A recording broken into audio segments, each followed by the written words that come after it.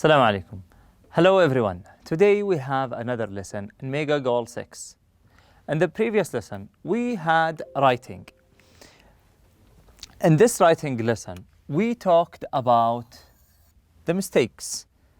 As we all know that this unit is about everyone makes mistakes. So the theme of this unit is about making mistakes and how mistakes sometimes lead to happy accidents or happy consequences or results.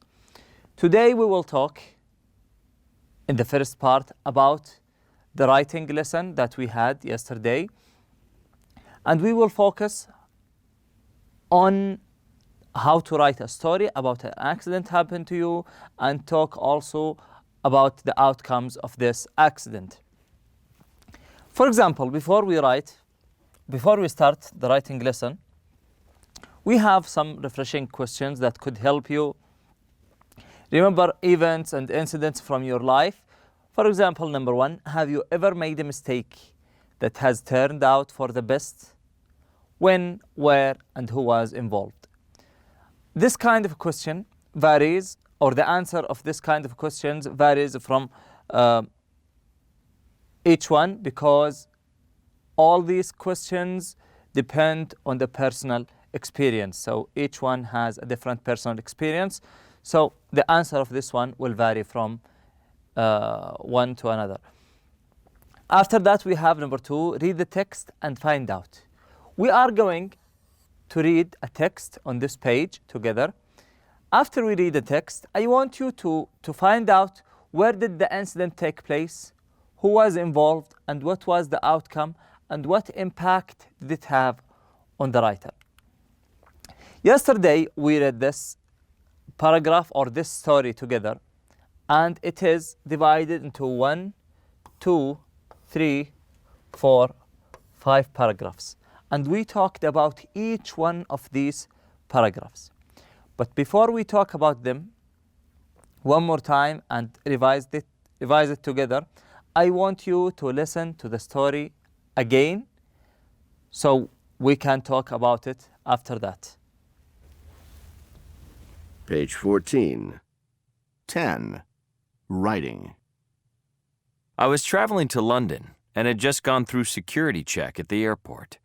When I picked up my coat, it felt a bit heavier than usual, but I quickly put it down to fatigue as I had worked through the night in order to complete some work before I left.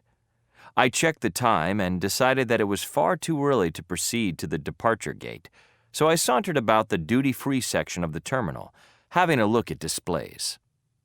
I was examining a computer case when I heard the announcement.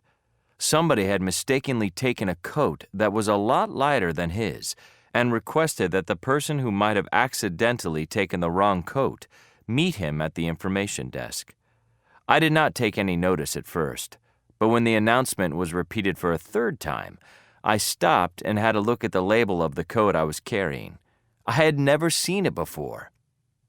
When I got closer to the information desk, I saw someone who looked vaguely familiar. I smiled, holding up the coat. He smiled back, pointing to my coat. We exchanged coats and introductions. Surprisingly, we shared the same family name. We decided to spend the time left before our flights working out possible connections over a cup of coffee.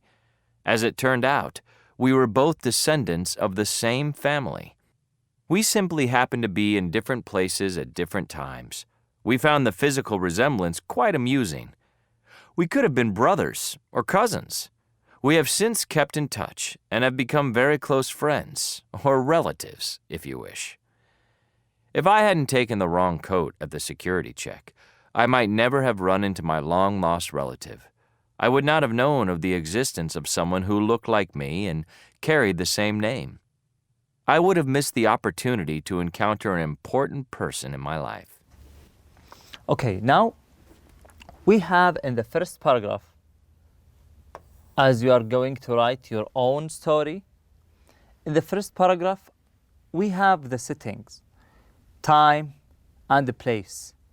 He mentioned the place, which is, I was traveling to London and had just gone through security check at the airport.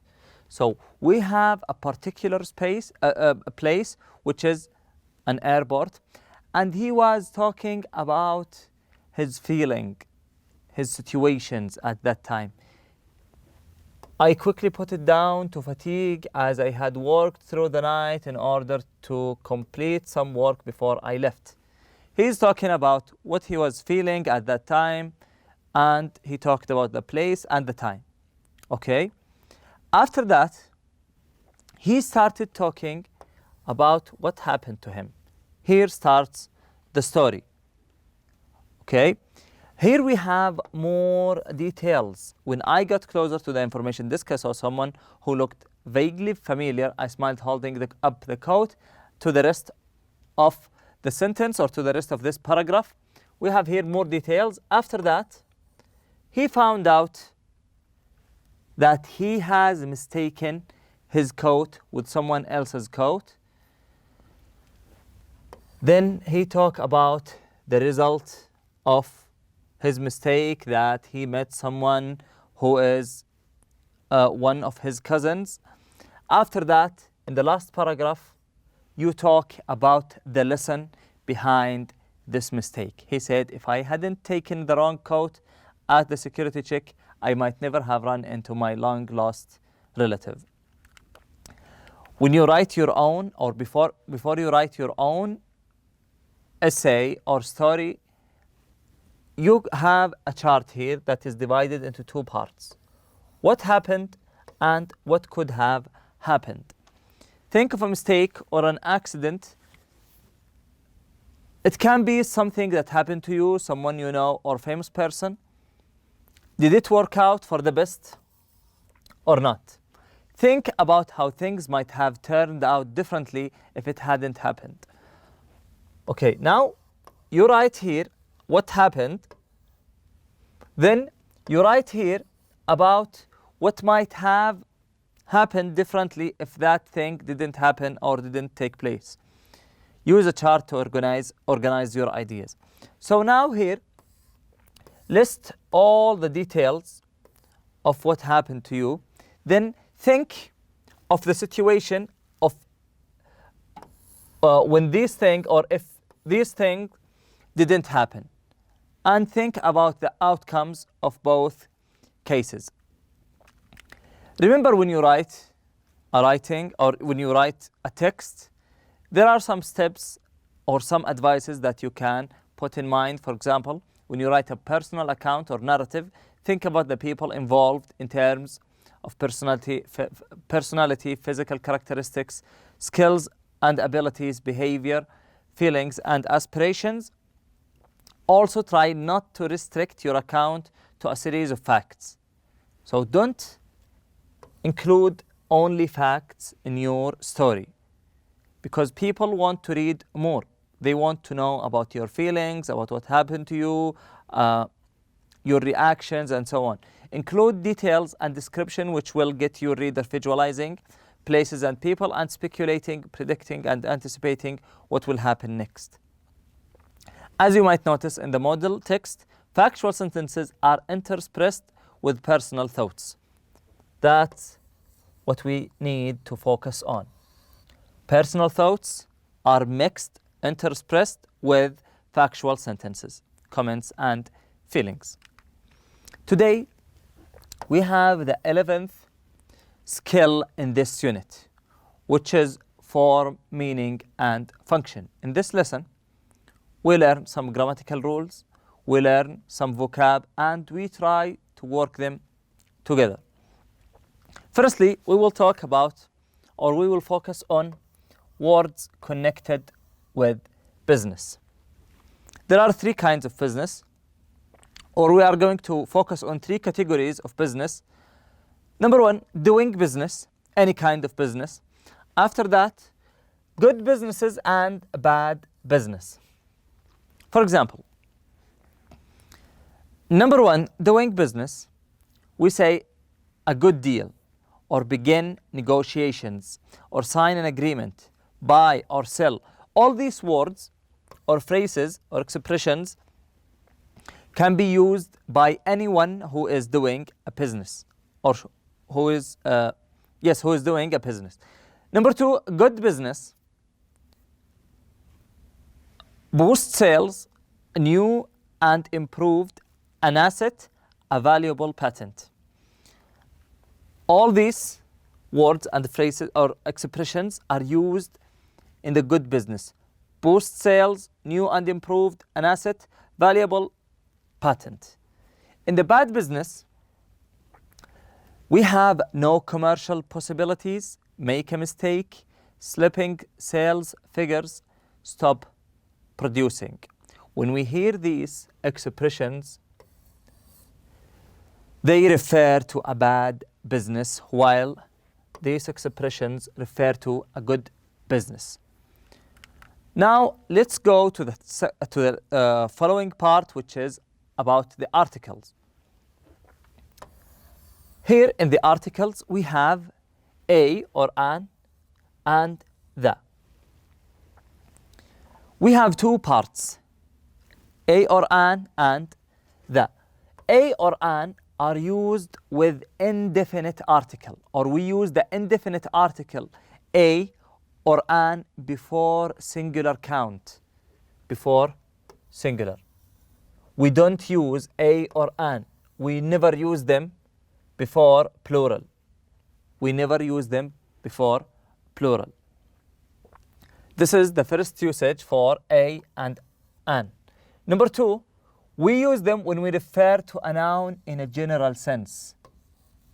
If we are referring to a noun in a general sense, something is not known in particular, something we don't know it as it is, something is not precisely mentioned, we use the articles a or an. So we have two conditions to use a or an: before singular count nouns. Number 2, when we refer to noun in general sense. And when we mention something for the first time. We have 3 conditions.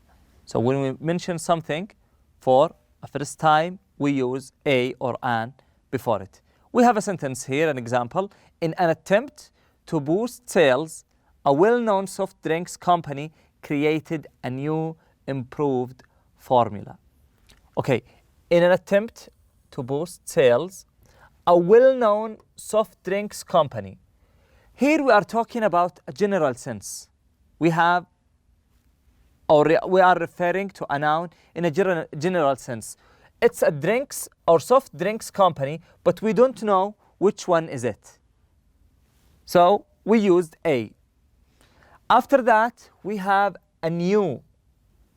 It is mentioned for the first time, and we also don't know which one is that soft drink. So it is a new. We used it because, or we put a or an before the noun because it is used in general sense. After that, we have the second part, which is the. The is used, or we use the definite article the before singular and plural nouns. So this is the first difference between indefinite articles and definite article. Indefinite article are used only with singular nouns, while the definite article is used with singular and plural nouns. And when we refer to something we already know, this is the second thing.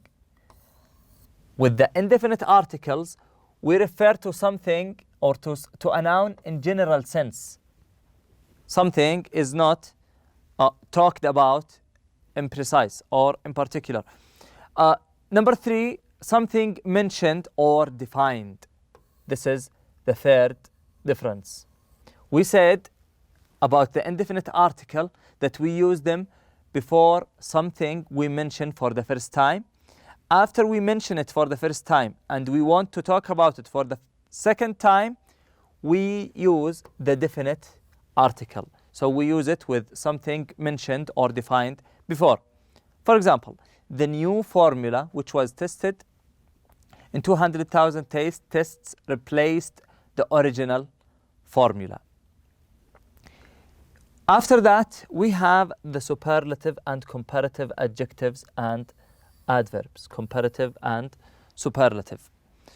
We use that with them. Superlative adjective is when we compare one thing with a group of things, or one person with a group of people, or one building with a group of buildings. For example, we say this is the tallest building in Riyadh. I'm not comparing it with another building. No, I'm comparing it with the rest of the buildings in Riyadh. So it is the tallest. I used the with the superlative adjective. And also, we use it with comparative adjectives and adverbs. Comparative is when we compare two things. For example, I say, this building is taller than the other building. We are comparing two things together. After that, we use the to refer to inventions. For example, Alexander Graham Bell invented the telephone. We don't use the before the names of people, streets, cities, and countries. For example, Fahad is my brother. He lives in Main Street.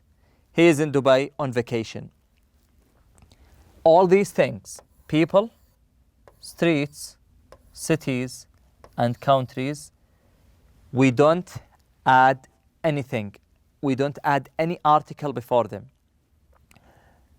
Not the indefinite article nor the definite article.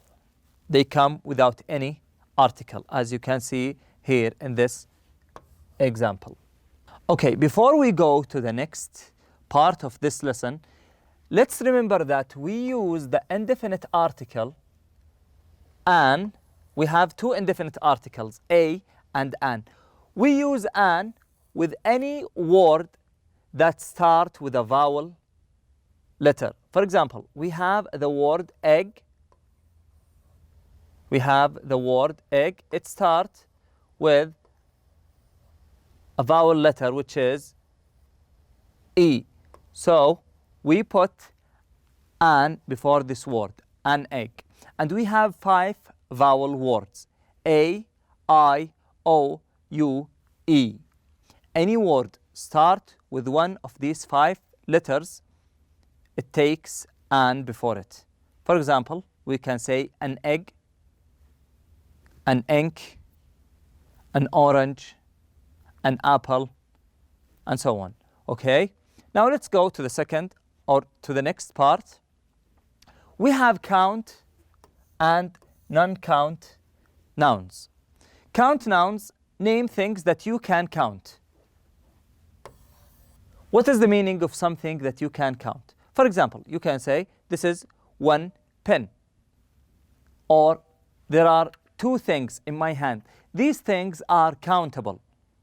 These things are count. Okay? The non-count things are the things that you can count them for many reasons. Sometimes because they are like liquids, or they are so tiny that you can't count them, and so on. Count nouns name things that you can count. They have singulars or singular and plural forms. In singular count nouns, we have here a warning and an iceberg. Plural count nouns, 2 warnings and 3 icebergs. We just add s at the end of the noun. Non-count nouns name things that you can't count. For example, advice, information, news, time, furniture, etc. They don't use a or an, and they don't have plural forms. So these words, this list of words, we don't use or we don't add a or an before them. Why? Because they are non-count nouns. We don't add a or an before them, and we also don't add s at the end of them. So it is a mistake to say informations. The correct word is information. Even if you mean many more than one information. If you mean one information or 100 information, you only use the word information without adding any s. Okay, after that we have expressions of quantity. Quantity means numbers of things. Numbers of things are the quantity. For example, you say the quantity of people means the numbers of people in this classroom. We have some and any. Some and any. Use some in affirmative sentences. Affirmative means something or a sentence that doesn't have a negative form, doesn't have the word not.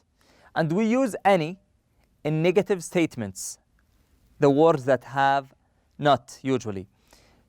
And in questions, use some or any with non-count nouns and with plural nouns. For example, in the affirmative, there is some news. In the negative, there isn't any news.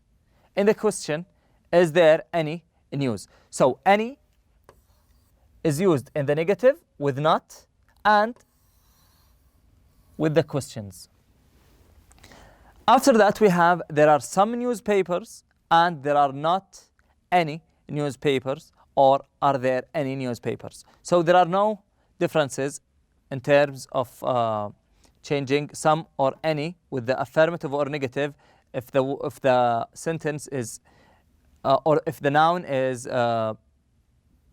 count or non-count, or even if it is singular or plural. After that, we have 5 sentences here. A company, or these sentences have gaps, and I want you to fill the gaps with definite or indefinite articles.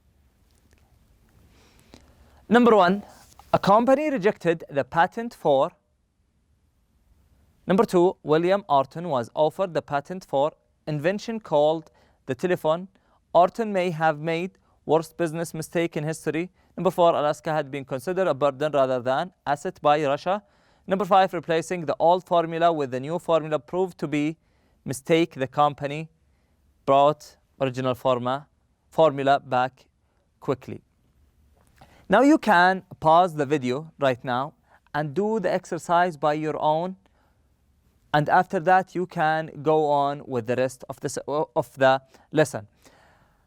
Okay, now let's go to the page where we have all the answers. Here we have a company rejected the patent for the telephone. Number 2, William Orton was offered the patent for an invention called the telephone. Number 3, Orton may have made the worst business mistake in history.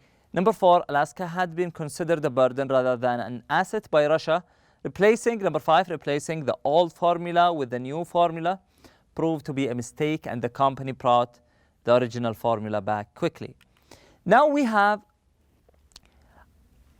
an exercise where you ask to put these words in the box in the suitable gaps. Number 1, what are you good at? What is right for you? Number 2, you should choose that you will find rewarding.